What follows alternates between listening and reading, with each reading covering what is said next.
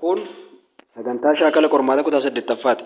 Sagantaa kana keessatti hojiileen hojjetaman gaaffilee qormaata kan baroota darbanii deebii isaa hojjechuun barattootaaf maxxansuu, barattoonni gaaffilee gaafataman sirriitti hubachuu akka danda'aniif qabiyyee barnootaa isaanii irratti tiitoriyaalii dabalataa kennuu, barattoonni dandeettii hima herregaa furuu akka cimsataniif piroobileemota adda addaa barattoota waliin hojjechuu, barattoonni dandeettii barnootaa gara fuula duraatti cimaa ta'e horachuu akka danda'aniif mata duree filachiisuun piroojeektii hojjechiisuu, walumaa galatti barattoota dandeettii rakkoo furuu qaban uumuun giddugaleessa yaada sagantichaati jedha.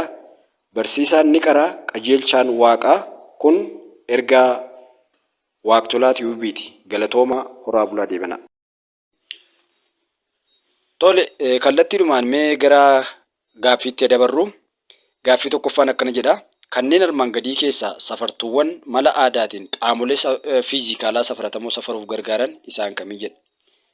Kan nu gaafatamne mala aadaatiin qaamolee fiizikaalaa safaratamoo safaruuf kan gargaaru. Filannoo A madaalaangaa koomaa ulee meetiraa koomaa biikirii jedha. Filannoo B taakkuu koomaa xaasaa koomaa dhundhuma koomaa tarkaanfii.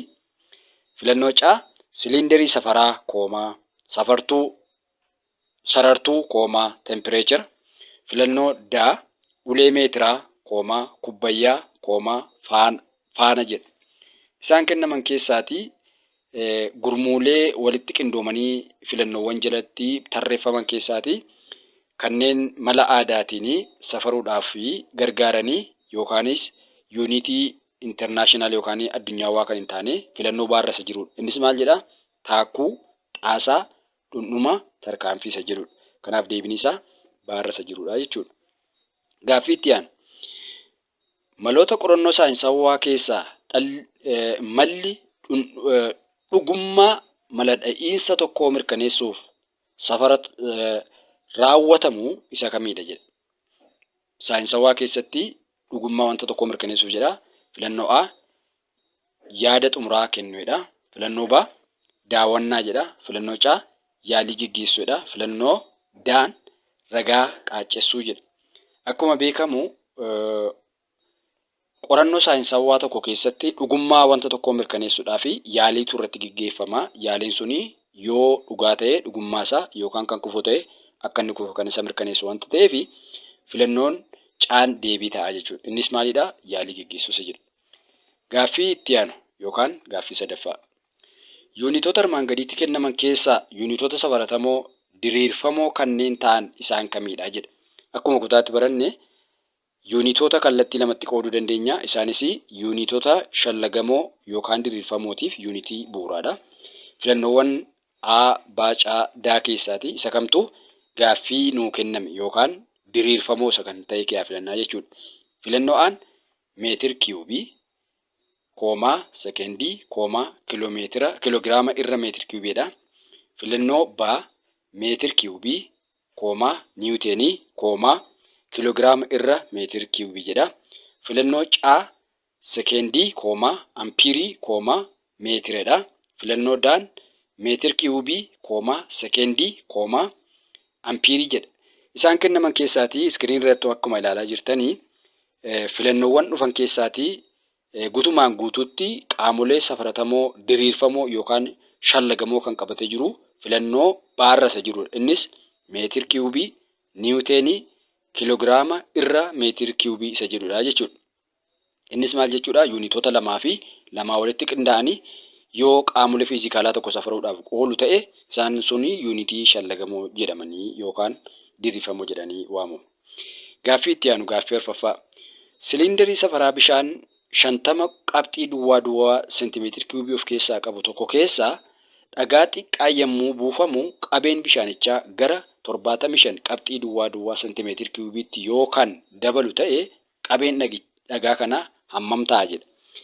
Akkuma beekamu qabee wantootaa safaruudhaa fi tooftaa garaagaraatti fayyadamna. Akka asii nuu kenname kanatti wanti qabeessaa safaraa jiru kun jajjaboodha. Tarii jajjaboo boca sirnaawaa hin taane ta'uunsaa hin beeknu garuu dhagaa ta'uusaa beekna. Wanti qabeessaa safarru kun immoo maal ta'uu qaba? Bishaan keessatti kan hin bulbulamne ta'uu qaba jechuudha. Kanaaf qabee jalqabaaf qabee xumuraa qabna yookaan initial volume final volume isa jennu jechuudha. qabeen jalqabaa isaa 50 seentimeetira kiiwubiidha. Qabeen xumuraa immoo 75 seentimeetira kiiwubiidha. Isaan kennaman keessaati qabee wantoota bishaan kee bu'ee kana beekuudhaaf qabee xumuraa hir'isuu qabee jalqabaa ta'a. Kanaaf 75 hir'isuu 50 jechuun 25 ta'a. Filannoo kennaman keessaa A'n 20 seentimeetira kiiwubiidha. Filannoo B 25 seentimeetira kiiwubii jedha. Filannoo C'aan 50 seentimeetira kiiwubiidha. Filannoo D'n 75 seentimeetira kiiwubii jedha. Kanaaf akkuma asirratti arginu garaagarummaa qabee isa jalqabaa fi isa xumuraaf isa jalqabaa walirraa hir'ifnee kan argannu 25 ta'a. Kanaaf deebiin isaa B ta'a jechuudha. Gaaffiin itti aanu kanneen armaan gadii keessaa qaamolee safaratamoo fiizikaalaa diriirfamoo ilaalchisee sirrii kan ta'e kamii jedha. Amma kan gaafatamne as keessatti maalidha? Qaamolee fiizikaalaa shaallagamoo yookaan diriirfamoo keessaa waa'ee isaa sirrii kan ta'e gaafatamne. Filannoon qaamolee fiizikaalaa bu'uuraa irraa shallaggiin kan argamanidha jedha. Filannoo B qaamolee fiizikaalaa kallattiidhaan safaramuu danda'anidha. Filannoo C yuunitoota bu'uuraa ofii isaanii kan qabanidha. Filannoo D qaamolee fiizikaalaa yuunitii malee ibsamanidha. Kanaaf isaan kennaman keessaatii waa'ee qaamolee safaratamoo fiizikaalaa diriirfamoo ilaalchisee sirrii kan ta'e qubee A irratti argamu yookaan filannoo A qaamolee fiizikaalaa bu'uuraa irraa shallaggiidhaan kan argamanidha. Kanaaf deebiin isaa A ta'a. Gaaffii itti aanu kanneen armaan gadii keessaa chaarjii sadhatawaa pirootoonii kan ta'e isa kamidha? Akkuma beekamu kutaatti akkuma waliin baranne chaarjii bifa lamaa gochuun ni danda'ama. Isaanis chaarjii kolombii fi chaarjii sadhatawaadha. Isaan kennama keessaatii kan nu gaafatamne waa'ee chaarjii sadhatawaadha. Filannoo A maal jedha? Negatiiva 1.6 baay'isuu 10 ekspoonentii negatiiva 19 kolombiidha.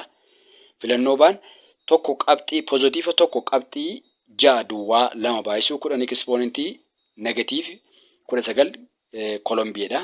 Filannoo C'aan negatiiva 1 jedha. Filannoo D'n poozitiiva 1 jedha. Akkuma kilaasitti yookaan dareetti baranne waa'ee chaarjii sadhatawaa pirootoonii kan ibsu isaan kennama keessaa chaarjii kolombii osoo hin taane chaarjii sadhatawaadha. Kanaaf filannoo D'n deebii ta'a jechuudha. Gaaffilee itti aanu kutaalee qaama atoomii keessaa niwukilasii ilaalchisee sirrii kan ta'e kamii jedha. Niwukilasiin filannoo A qaama atoomii bakka bal'aa qabatee argamudha. Filannoo B qaama atoomii hanga baay'ee xiqqaa qabudha. Qaama atoomii bakka hangi atoomii itti kuufamee argamudha. Filannoo D'n qaama atoomii suuddoo chaarjii negatiiva of keessaa qabudha jedha. Dhiifama.